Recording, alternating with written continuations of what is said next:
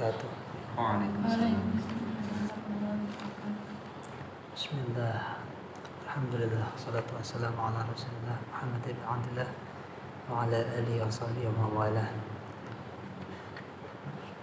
Rabbi shrah li sadri wa yassir li amri wa hlul 'uqdatam min lisani yafqahu qawli.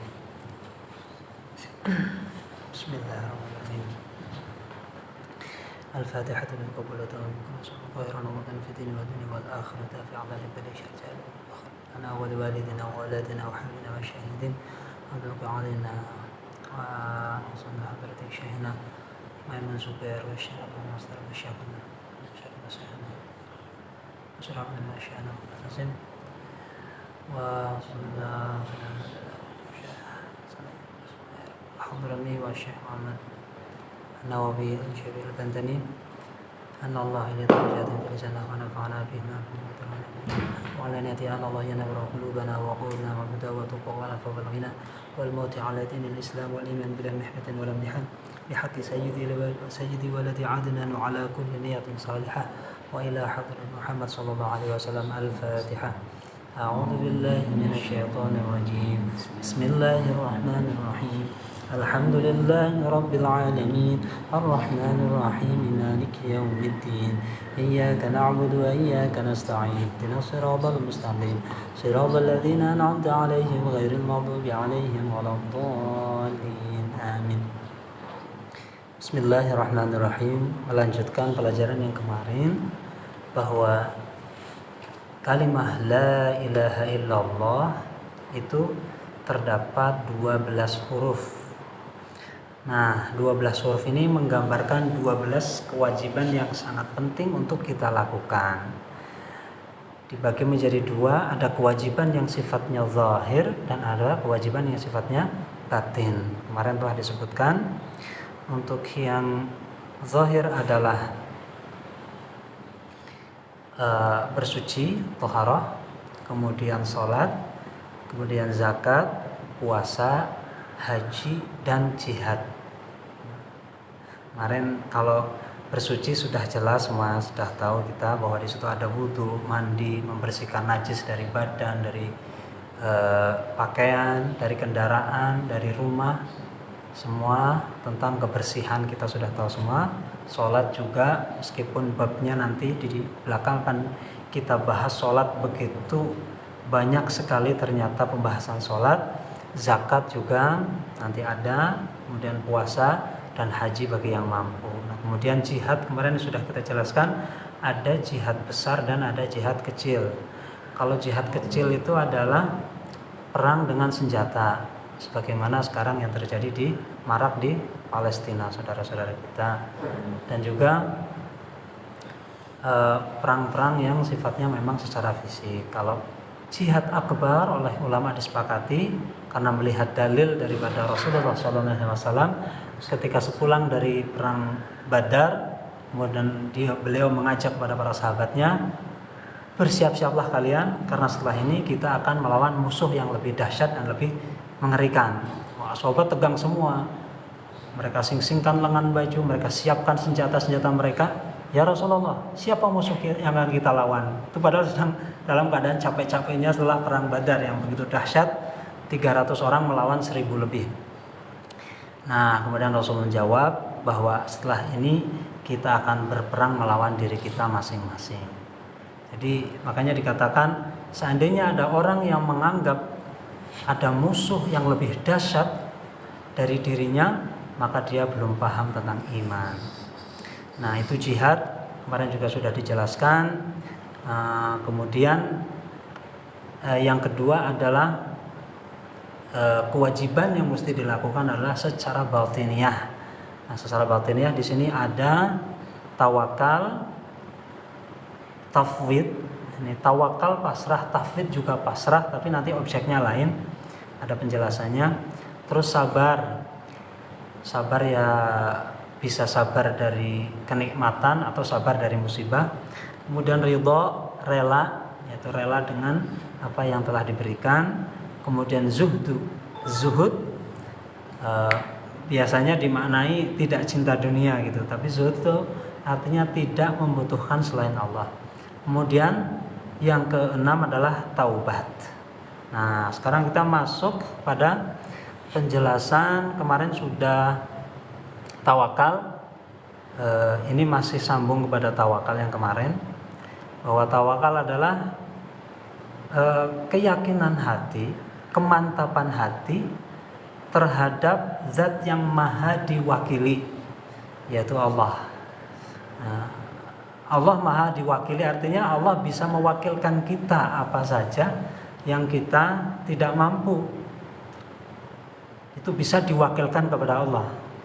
Makanya setiap kali ada hal yang begitu berat, nampak seperti tidak mungkin karena sebab-sebab yang kita miliki atau potensi-potensi yang kita miliki tidak memungkinkan untuk mencapai target tersebut, maka di situ sesungguhnya ada Allah Subhanahu wa taala yang menciptakan sebab atau menciptakan prasarana atau alat-alat untuk mencapai yang kita inginkan. Qala Allah Ta'ala fi kitabil karim wa 'alallahi fatawakkalu in kuntum mu'minin. Maka bertawakallah, berpasrahlah kepada Allah kalau memang kamu benar-benar orang yang beriman. Wa qala sallallahu alaihi wasallam, Nabi bersabda, "Lau tawakkaltum 'alallahi haqqa tawakkuli la razaqakum kama yarzuqut tayra taghdu khimasan." Seandainya kalian bertawakal kepada Allah dengan sesungguh-sungguhnya tawakal, benar-benar pasrah, la razaqakum, maka pasti kalian akan diberi rizki oleh Allah, kama yarzuqut tayra taghdu khimasan, sebagaimana Allah memberi rizki kepada burung yang ia pergi dari sarangnya dalam keadaan lapar, kemudian pulang dalam keadaan kenyang. Tadhhabu bukratan wa hiya ji'un wa taruhu bitanan, dan dia pulang dalam keadaan kenyang. Ay wa tarji'u 'ashiyatan wa hiya mumtali'atul ajwaf, yaitu mereka pulang ketika sore dan perutnya sudah penuh. Hadis riwayat At-Tirmidzi. Fa dzakara anha taghdu wa taruhu fi talabi rizqi wal ma'na law i'tamadtum 'ala Allah fi dhahabikum wa maji'ikum wa tasarrufikum wa 'alimtum anna al-khaira bi yadihi lan tansarafu illa ghanimin salimin. Itu maksudnya bahwa burung ini pergi pagi hari kemudian pulang sore hari untuk mencari rezeki. Jadi artinya kalau engkau benar-benar mantap bahwa Allah yang akan menjaminmu ketika berangkat dan pulang dan semuanya, artinya upaya, kemampuan, peluang, waktu dan lain sebagainya itu semuanya sudah diatur dan dipersiapkan oleh Allah. Benar-benar engkau mantap akan hal itu. Apapun yang terjadi di jalan nanti, ketika engkau bertransaksi, ketika engkau membangun hubungan dengan orang, maka dan engkau dalam keadaan meyakini bahwa yang memiliki semua itu adalah Allah, maka engkau pulang nantinya akan membawa hasil yang mencukupi dan dalam keadaan selamat. Wal aghnakum tawakkul 'ala Allah 'anil intikhar kat-thair, dan Allah pasti akan memberikan apa yang engkau butuhkan, bahkan untuk persediaan. Nah, persediaan artinya ya berarti kalau zaman sekarang kan pulang dari kerja bawa belanja, atau kalau enggak bawa uang kemudian untuk belanja istrinya. Persediaan itu bisa bahkan engkau dapatkan. Lakinnakum i'tamadtum 'ala quwwatikum wa kasbikum wa hadha yunafi tawakkul. Nah, sayangnya kita semua kebanyakan tidak mantap dan ragu. Bahkan kita menganggap bahwa yang menjadi kunci dari tercapainya itu semua adalah karena usaha dan kekuatan yang kita miliki. Nah, itu akhirnya menghilangkan ibadah yang namanya tawakal. Wa ruwiya an ba'dil ulama anna asyaddal khalqi tawakkulan at-thair. Menurut ulama, makhluk yang paling besar tawakalnya itu burung. Makanya Rasulullah di sini menggambarkan dalam hadis ini burung yang dijadikan contoh ini. Terus wa tama'an an-namlu. Hewan atau makhluk yang paling toma itu, paling toma itu semut. Jadi semut itu mereka selalu mengharapkan apa namanya? Jadi kalau burung itu tawakal, jadi sudah pasrah, benar-benar pasrah. Kalau semut selalu mengharapkan pemberian. Jadi ya mungkin ya karena di mana-mana misalnya. Makanya di sini disebut bahwa semut ini makhluk yang paling toma. Toma itu mengharap pemberian orang. Walaisal muradu bitawakkul tarkul kasbi bil kulliyah. Tidaklah yang dimaksud dengan tawakal adalah meninggalkan usaha secara keseluruhan. Tidak. Tawakal itu bukan berarti tidak berusaha. Wasailal Imam Muhammad radhiyallahu anhu an rajulin jalasa fi baitihi aw fil masjid wa qala, ketika Imam Ahmad bin Hanbal ini ditanya seorang laki-laki yang lagi duduk-duduk di rumahnya, atau dalam cerita ada yang mengatakan di rumah, ada yang di masjid. Kemudian dia berkata, la a'malu syai'an hatta ya'tiyani rizki. Imam Ahmad nih, aku nggak akan ngelakuin segala apapun, nanti bakalan ada rizki yang datang gitu. Karena Allah itu kan maha pemberi rizki, dan rizki itu sudah ada bagiannya. Faqala, kemudian Imam Ahmad menjawab. Jadi maksudnya ada muridnya Imam Ahmad bertanya kepada Imam Ahmad, Imam Ahmad, saya punya tetangga, dia duduk di depan rumah nyantai-nyantai, terus dia bilang, saya nggak mau ngapa-ngapain, kan rezeki udah ada jaminan gitu, pasti datang gitu. Orang seperti itu menurut engkau Imam Ahmad itu bagaimana? Nah, terus kata beliau, faqala hadza rajulun jahilal ilma. Sesungguhnya dia adalah orang yang bodoh, dia nggak tahu ilmu, nggak tahu ilmunya tawakal. Faqad qala sallallahu alaihi wasallam, kata Imam Ahmad, Nabi bersabda, innallaha ja'ala rizqi tahta zilli rumhi. Ini Musnad Ahmad, ini hadis sahih ya. Ini sering dijadikan dalil oleh para ahli fikih. Kata Rasulullah, sesungguhnya Allah menjadikan rizkiku di bawah tombakku. Artinya, makanya ditafsiri bahwa menurut ulama fikih, rizki yang paling berkah, yang paling mulia itu rizki rampasan perang. Rizki rampasan perang. Sepintas mungkin seolah-olah kita sebagai umat Islam mempropagandakan perang seolah-olah ya, tapi sungguh tidak demikian. Kalau kita cermati semua peperangan yang ada di Rasulullah SAW itu bersifat defensif, nggak ada yang ofensif. Semuanya coba perhatikan, dan bahkan selalu meminimalisir korban. Ada Rasulullah tiba-tiba, ayo kita serang, mumpung lagi ini, nggak ada. Dan bahkan kalau bisa jangan sampai ada yang mati kalau bisa. Bahkan Rasulullah itu dengan peperangan yang sebanyak itu, kemenangan segemilang itu, Rasulullah hanya pernah membunuh satu orang, dan itu tidak sengaja. Jadi Rasulullah ketika membunuh itu karena lagi nangkis, malah ketebas gitu. Jadi dalam keadaan tidak sengaja memang membunuh itu enggak. Jadi artinya apa? Artinya betapa musuh-musuh kita atau orang yang memang secara baik secara hubungan sosial maupun secara politik itu banyak sekali orang-orang yang ekstrim dan memang kejam terhadap kita sesungguhnya itu. Dan orang-orang itu memang kadang hanya bisa diajak bicara dengan peperangan. Nah, makanya terjadilah peperangan di berbagai dakwah Rasulullah SAW. Dan mayoritas itu memang kita bersifat membela, bukan menyerang gitu. Kita membela diri, dan akhirnya terjadilah perang.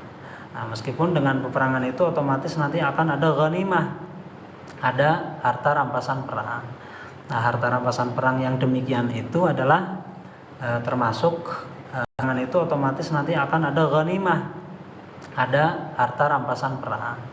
Nah, harta rampasan perang yang demikian itu adalah termasuk itu menurut ulama, makanya dikatakan bahwa tetap yang paling berkah itu rezeki dari rampasan perang. Mungkin bisa jadi kalau sekarang di Palestina, seperti di beberapa video itu kan ada orang-orang Palestina yang mengambil senjata, ya ada apa yang pokoknya yang ada di tentara-tentara Israel yang mati itu kan semuanya diambil itu harta-harta yang berharga yang ada di tubuh-tubuh mereka.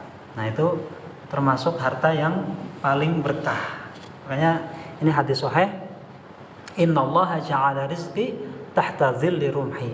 Allah menjadikan rizkiku di bawah tombakku.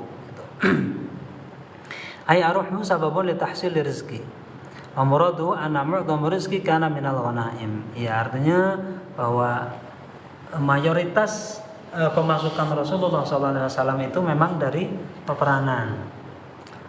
Dan kan peperangan itu kan dengan penaklukan kita terhadap satu komunitas, maka di situ kan ada harta-harta yang sifatnya bisa kita manfaatkan.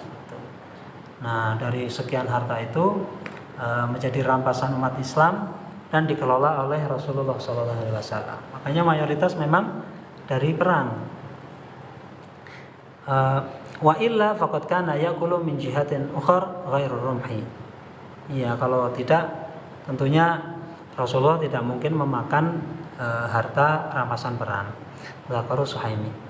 Qauluhu at-tafwid. Nah, itu tawakal yang pertama. Sekarang yang kedua adalah at-tafwid.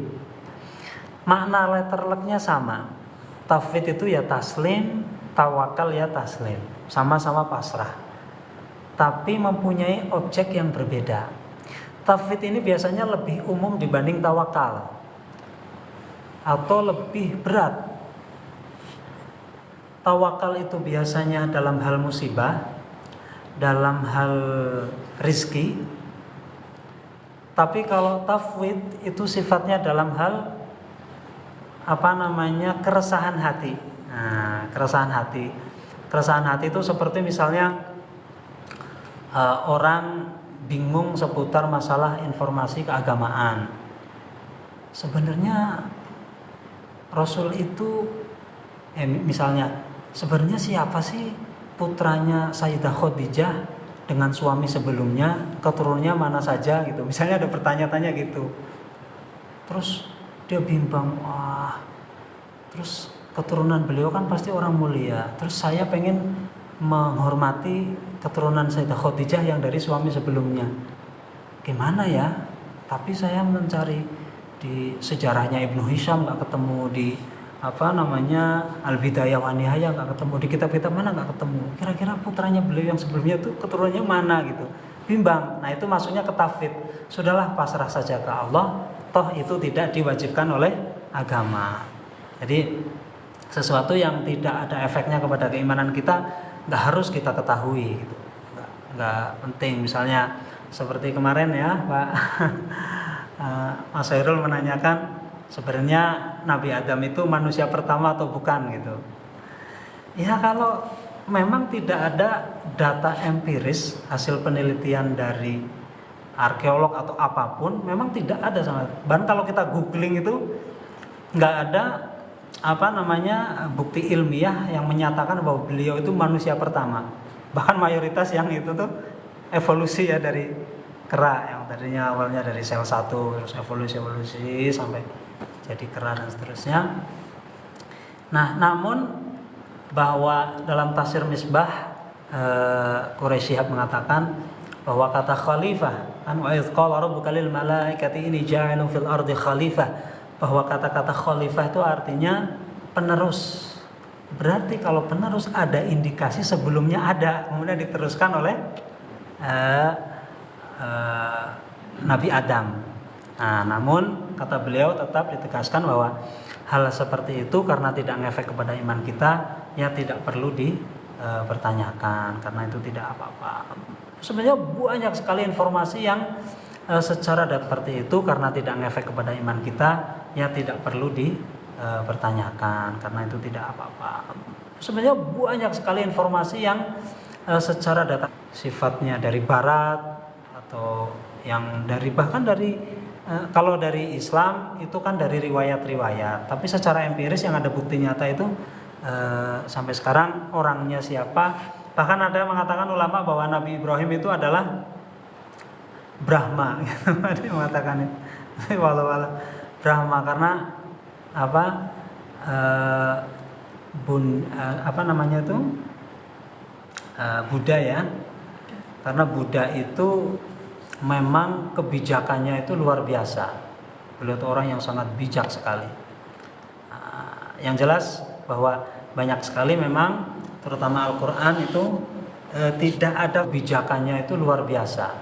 Beliau itu orang yang sangat bijak sekali. Yang jelas bahwa banyak sekali memang terutama Al-Quran itu tidak ada footnote, tidak ada catatan kaki, tidak ada penanggalan dan banyak, dan itu merupakan satu bukti yang menguatkan lagi bahwa Allah menyatakan berfirman, wa ma utitum minal ilmi illa qalila. Sesungguhnya sepinter apapun manusia, sehebat apapun lagi, bahwa Allah menyatakan berfirman, wa ma utitum minal ilmi illa qalila. Sesungguhnya sepinter apapun manusia, sehebat apapun, maka ilmu manusia adalah jarum yang dicelupkan ke dalam ujungnya jarum, bukan jarum full ya, ujungnya jarum yang dicelupkan kepada laut tersebut, ditarik dan basah-basah di ujungnya, itulah adalah ilmunya manusia. Nah, ini adalah tafwid. Makanya tafwid ini menjadi penting karena seringkali orang menyoal dan mempertanyakan urusan agama yang tidak begitu penting. Jadi sudah dianya belum soleh, jamaahnya malesan, udah menyoal masalah Quran, hadis, ngeritik-ngeritik Nabi gitu, mempertanyakan Allah itu benar apa enggak, kok di Quran ngomong gini. Nah, itu harusnya menyolehkan diri dulu, rajin-rajin. Makanya kan wa'budullaha hatta ya'tiyakal yakin. Ibadahlah kepada Allah, teruslah kamu ibadah, nanti kamu akan diberi keyakinan oleh Allah Subhanahu wa taala. Ini tafwid. Makanya penting juga tafwid ini. Dan tafwid termasuk ibadah yang nilainya sangat tinggi. Tafwid. Nanti setiap ada kebimbangan sudah pasrah ke Allah. Insya Allah nanti semakin kita banyak kebimbangan, insya Allah nanti di surga kita semakin diberi jawaban. Nah, makanya kenikmatan terbesar dalam hidup itu kan ilmu. Kalau kita mendapatkan penasaran yang banget, kemudian dikasih jawaban, nah insya Allah di surga itu nanti, karena dalam satu pendapat ada yang mengatakan bahwa di surga nanti ada ngaji lagi, ada ngaji lagi. Ya karena memang Allah itu maha ilmu. Makanya kenikmatan tertinggi kan ilmu. Coba lihat orang-orang yang berilmu, mereka sampai nggak doyan duit, nggak doyan pangkat, nggak usah yang Islam lah, nggak usah yang Islam, yang Barat aja, Albert Einstein. Nah, cuma yang membedakan kalau orang Barat, ilmuwan Barat, filsafat ya, terutama filosofi itu, karena mereka tidak as-sam'u, mereka tidak ada dalil Quran hadis, tidak ada taufik dari Allah. Katanya kan bijak ya, wisdom. Jadi filsuf itu bahasanya adalah orang-orang bijak, itu orang-orang bijak. Tapi coba lihat, mereka ternyata rusak. Jadi sebaik-baik orang itu, kata Rasulullah, sebaik-baik orang itu adalah yang baik keluarganya. Makanya ana khairukum, gimana? Khairukum li ahlikum wa ana khairukum li ahli, itu kan kata hadisnya. Sebaik-baik orang adalah yang paling baik keluarganya, dan saya orang yang paling baik pada keluarga. Ini panjang supaya korelasinya nyambung ya. Jadi begini, di Mesir itu, ini dua-duanya dari Mesir ya. Di Mesir itu ada orang nikah sampai 7 kali, gagal terus, nikah cerai, nikah sampai 7 kali. Kemudian bikin buku, ada perempuan nulis buku Madza turidul mar'ah, apa yang dikehendaki wanita. Dia nulis itu bukan 100 lembar, 200 lembar, tapi tebalnya buku itu 1 meter. 1 meter. Jadi ternyata keinginan wanita ini kalau digambarkan itu sampai segitu, sampai 1 meter. Jadi maklum, bahkan kan ada salah satu sahabat yang ketika tanya hukum sama Rasulullah, makanya ini bukan curhat ya, ini juga ada perempuan, jadi nggak apa-apa nih. Apa namanya? Sepintar apapun laki-laki kalau di depan istri itu hilang semua udah. Mau keilmuan, mau apa namanya kewibawaan, mau semuanya enggak ini. Bahkan Rasulullah saja ketika ditanya oleh salah satu sahabiyah, sahabat perempuan, itu beliau enggak terima.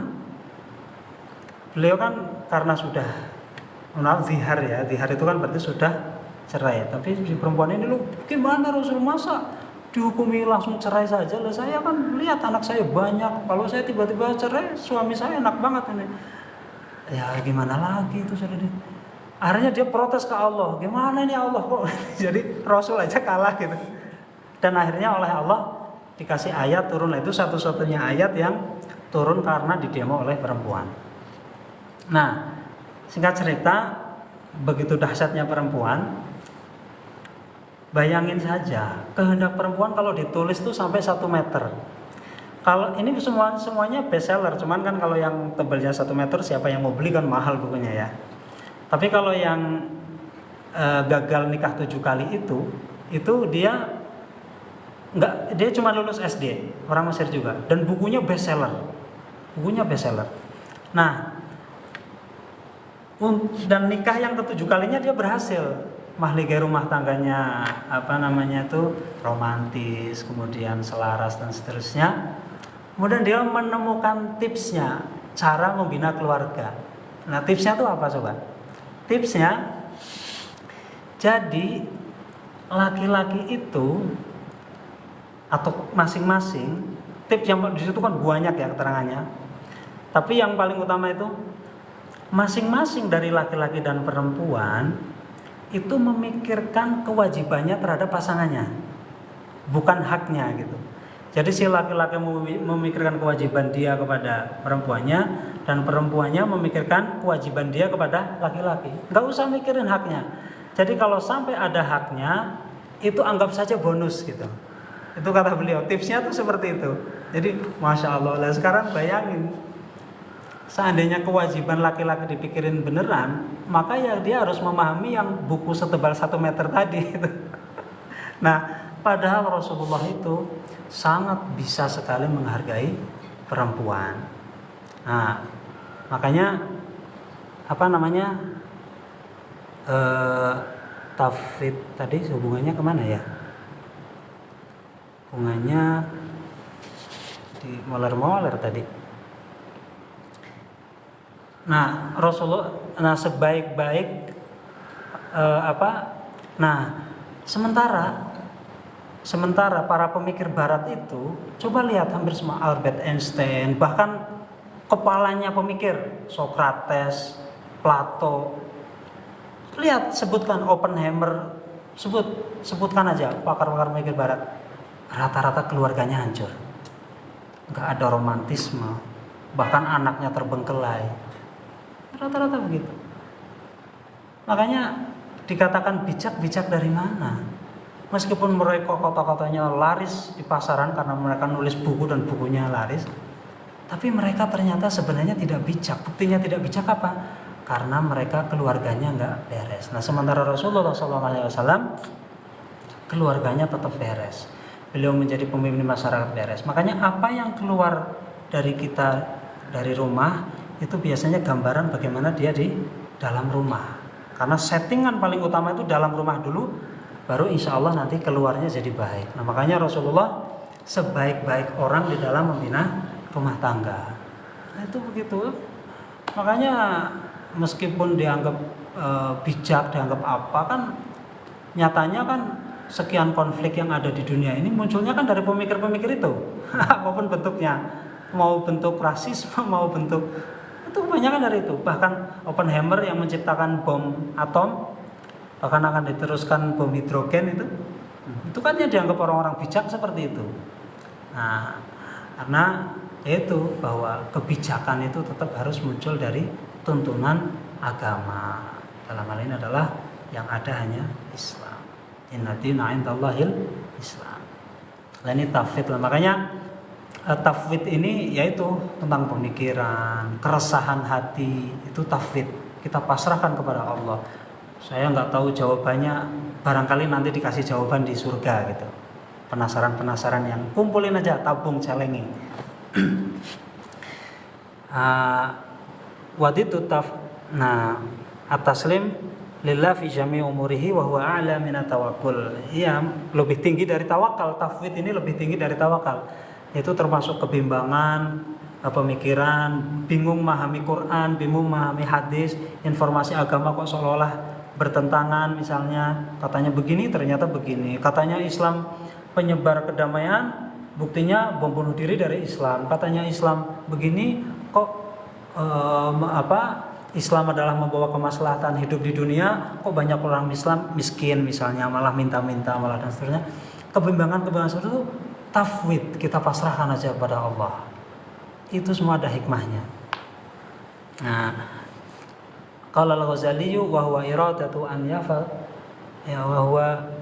iradatu an yahfazallahu 'alaika masalihaka fi ma la ta'manu fil khatar. Nah, kan kata Imam Ghazali, yang dimaksud tafwid ini adalah bahwa kita seandainya memasrahkan kepada Allah, maka kebimbangan-kebimbangan yang ada di pikiran dan hati kita itu nanti akan ditenangkan oleh Allah dan akan insya Allah dikasih jawaban di surga. Itu. Qaluhu as-sabru wallahu a'lam. Assalamualaikum warahmatullahi wabarakatuh.